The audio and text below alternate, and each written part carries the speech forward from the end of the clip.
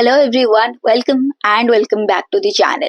So here I am making another video on the literary terms because our English literature is full of literary terms and there are so many questions that is coming based on the literary terms in our exam and we are unable to answer them. So I have already made a video on the literary terms. You can go and check that video out in my channel if you haven't, because that video is going to help you a lot. So I'm making this literary term video because in this video you are going to find some of the advanced literary terms. As we can see, in every type of English literature exam the difficulty level is increasing, and so there are some advanced literary terms that is also in the exam. They were asking us about these advanced type of literary terms, and we are thinking, okay, we haven't even heard about the literary terms, so how we are going to answer them? We are also not able to guess the answer. So that's why I thought to bring you a video on the advanced literary terms that may help you, because these terms are crucial for understanding the complex literary theories, criticism and various writing styles. So stay tuned till the end and don't forget to like, share and subscribe to the channel for more such videos that is going to help you.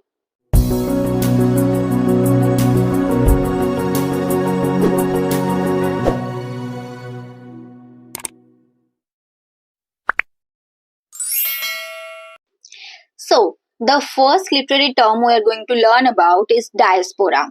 So diaspora is the term when a literature that is written by displaced or the migrant communities, and they often explore the theme of exile and cultural identity as they shift from one place to another. For example, Adichie's America explores the experience of the Nigerian immigrants. So it is mostly these diasporic writers, or the term diasporic is when some people migrate from one place to another and the experience they had, and when they write something according to their experience when they migrated, that is the diaspora literature, and those who write this kind of literature is known as the diasporic writers. The next term is hybridity.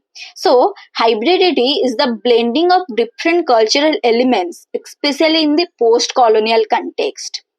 For example, Salman Rushdie's Midnight Children, where Indian and British culture merge. And if you haven't read Salman Rushdie's all work, please do read them, because in exam point of view they are so much important. Okay. Next, there is mimicry. So from the name itself you must be thinking, okay, this is a very easy term. So mimicry, when the colonized imitate the colonizer's culture, often subverting it. For example, like when the English people they came into our India, we don't know what English was. Okay, when we accepted their modernity, when we accepted their language, their style, that is the mimicry that we did. So when the colonized imitate the colonizer's culture, often subverting it. For example, V.S. Naipaul's A House for Mr. Viswas shows that a colonized character mimicking the British culture. Next, there is Orientalism. So, I think you have heard about the Orientalism. If you haven't, then please remember that Western representation of the East as exotic and inferior. And this term was given by Edward Said. So, whenever you are going to read about the post-structuralism or the post-colonial literature, you are going to come across Edward Said and his all concepts and works.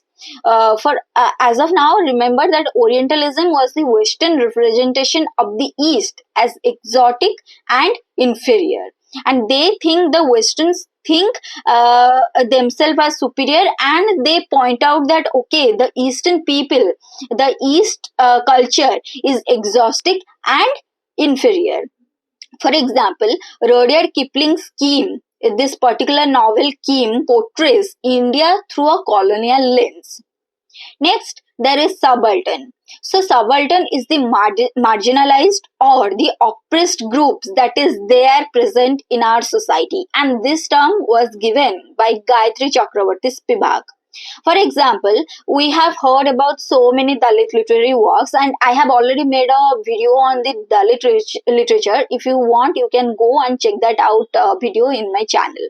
Okay, so Dalit literature such as Bama's Karuku, Dr. B.R. Ambedkar was a major Dalit reformist. So, subaltern was the marginalized or the oppressed group that is there in our society. Next, there is neocolonialism. So, neocolonialism was the continued dominance of the former colonial powers through economy and culture.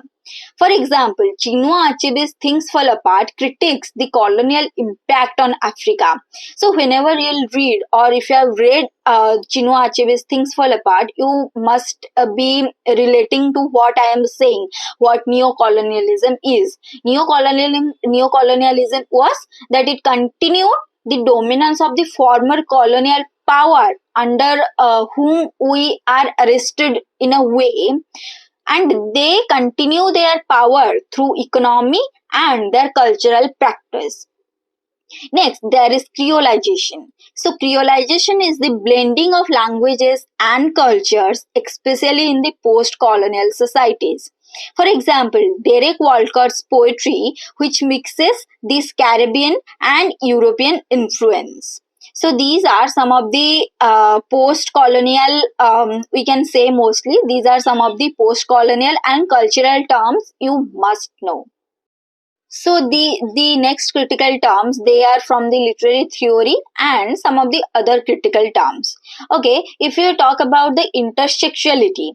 So intertextuality, when a text references or borrows element from another text, that becomes intertextuality.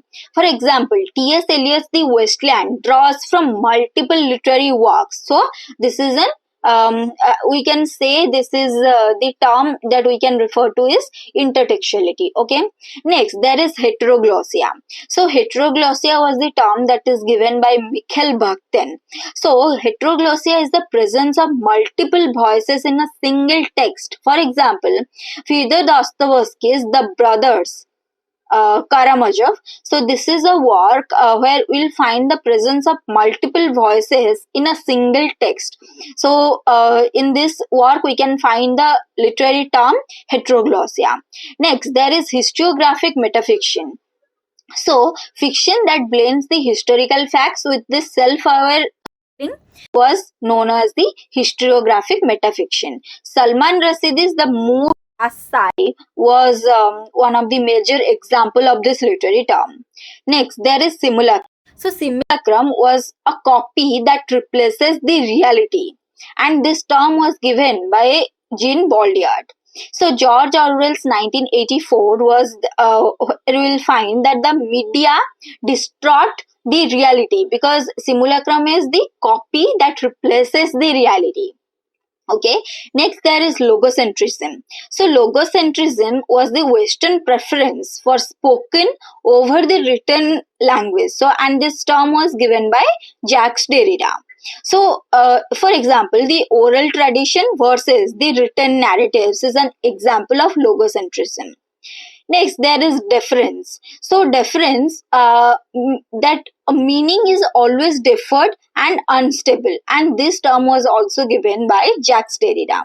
For example, a single word can have multiple interpretations. Suppose I am saying a word or I am saying a sentence, and you must be interpreting that sentence into one thought, but someone else, when they heard about the sentence or the word, they must be interpreting something else. So this is known as the deference. Now, there is performativity. So, identity is created through the repeated action, and this term was given by Judith Butler. So, for example, the gender roles that we have in society was one of the greatest example of the literary term performativity. So, next there is aporia. So aporia is the state of doubt or contradiction in philosophy and literature. For example, Hamlet's existential dilemmas that he has in the play shows that he is in a state of doubt or contradiction in philosophy. Means in that sense, he was always remaining in the state of doubt. Next, there is carnivalesque. So, carnivalesque is the literature that subverts the authority and celebrates the chaos. And this term was also given by Mikhail Bakhtin. For example, Rabelais, the Gargantua and Pantagruel is one of the greatest example of carnivalesque, because in that text you'll find that that it is one of the literature that subverts the authority, and it kind of you'll see that it is celebrating the chaos and the multiple voices.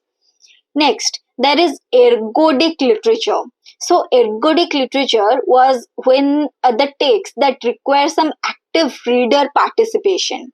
For example, Mark J. Danielewski's House of Leaves. You'll see that that particular text required some active reader's participation, and that term was known as ergodic literature. Now we are going to talk about some of the modern and postmodernism terms. Okay, first, if we talk about metafiction, then metafiction is the fiction that acknowledges itself that okay, this is a fiction, that is known as metafiction. For example, at Italo Calvino's If on a Winter's Night a Traveler was one of the greatest example of metafiction. Next, there is pastiches. So, pastiche is a work that imitates the multiple styles. For example, Quentin Tarantino's films. They present it, the work itself present that it imitates multiple style. So, this is known as pastiche. Next, there is hyperreality. So, the inability to distinguish the reality from the simulation was known as the hyperreality. For example, the Matrix. This is an example of hyperreality. You'll find that you'll unable to distinguish the reality from the simulation, because you'll see that they are almost alike. Okay. Next, there is parataxis. So parataxis is a short, simple sentences, and they are used without using the conjunction. So Hemingway's writing style, you'll find that he was writing some short and simple sentences, but he was not using conjunction. Next, there is hypotaxis. So hypotaxis is the opposite of the parataxis, because it is a complex and detailed sentence structure. For example, Virginia Woolf's Stream of Consciousness. It was one of the we all must read about Virginia Woolf and all her works, and we'll notice that she has kind of used stream of consciousness term in her novels. Next, there is diegesis. So, diegesis is the narrative world of a story. For example, the omniscient narrator in the Pride and Prejudice. Like the how the narrator is telling us a story, it was known as the diegesis. Next, we have the binary opposition. So, binary opposition was the contrasting concepts like good or evil, male versus female. So, these are some of the binary opposition. So, we'll find this term binary opposition in Jacques Derrida's work, the deconstruction theory. Next, there is semiotics. So, semiotics is the study of signs and symbols. For example, Roland Barthes' analysis of the myths will find the study of signs and symbols there, and that is known as the semiotics. Next, there is synecdoche. So, synecdoche is the part representing the whole. For example, all hands on deck. Here, the hands is referring to the sailors, means all sailors on the deck. Next, there is metonym. So, metonym is the referring to something by something closely related. For example, the White House issued a statement. Here, the White House is referred to government. So metonym is when we refer to something by something that is closely associated or related to it. Next, there is chiasmus. So, chiasmus is a rhetorical reversal of words. For example, if I say, ask not what your country can do for you, ask what you can do for your country. So, it is a rhetorical reversal of the words. Next, there is anachronism. So, anachronism was something that is placed in the wrong time period. For example, a wristwatch in a Shakespeare's play. We'll see that there is no point of the wrist was there, but it was presented there. Means something placed in the wrong time period. Next, we have some of the philosophical and psychological literary terms. For example, absurdism. So, absurdism was the belief that life has no inherent meaning, and one of the best absurdist writer was Samuel Beckett. And in Samuel Beckett's Waiting for Godot, we can see that how absurd the situation is. Means the belief that life has no inherent meaning. Next, there is stream of consciousness. So, as I have already said, that Virginia Woolf was in every work of Virginia Woolf, we can see that the term stream of consciousness, the theme of stream of consciousness is always there. So, what is stream of consciousness? Stream of consciousness is the writing style by mimicking human thought. Means whatever is going on my mind or on the narrators or the poets or the character's mind, writing or expressing that thought, that whole thought was known as the stream of consciousness technique. For example, as I gave an example of that Virginia Woolf, in every work mostly you will find the technique of stream of consciousness. Also in James Joyce Ulysses you will find the theme of stream of consciousness. Next, there is liminality. So liminality was the state of being in between stages or identities. For example, the rites of passage in folklore is one of the greatest example of the liminality. And there is catharsis. So catharsis is the emotional release that is there for the audience. So the emotional, we can say that the emotional release that is experienced by the audience through the art or the drama or the play, whatever is going on the stage, was known as the catharsis. Next, there is hamartia. So hamartia was the tragic hero's fatal flaw. It means when a character's fatal flaw leads to their downfall was known as hamartia. For example, Macbeth's ambition leads to his downfall. And here you'll find that according to the definition of the hamartia, a tragic hero's fatal flaw which leads to his downfall. If I talk about the catharsis example, Oedipus Rex, the tragic ending that in the end he'll know that actually he killed his father and married his mother, and it will see that it is ending in a very tragic way. So that was one of the greatest example of the catharsis. And next, there is peripeteia. So peripeteia was the sudden reversal of fortune in a narrative. For example, Othello's downfall was the sudden reversal of fortune. We can see in the play of Othello that there is a sudden reversal of fortune. So peripeteia is the sudden reversal of the fortune. Now, we are going to talk about the ekphasis. So, ekphasis is the literary description of a visual work, means the poet or the narrator, whatever he was visualizing, and he was creating the literary description, be it in the style of prose, poem, or in any other format. He was, whatever he was visualizing, he was giving the literary description to that style. So, that was one of the example. We can say that what Keats was visualizing in the poem Ode on Aggression on, he was giving us the description. So that was one of the example of the literary term ekphasis.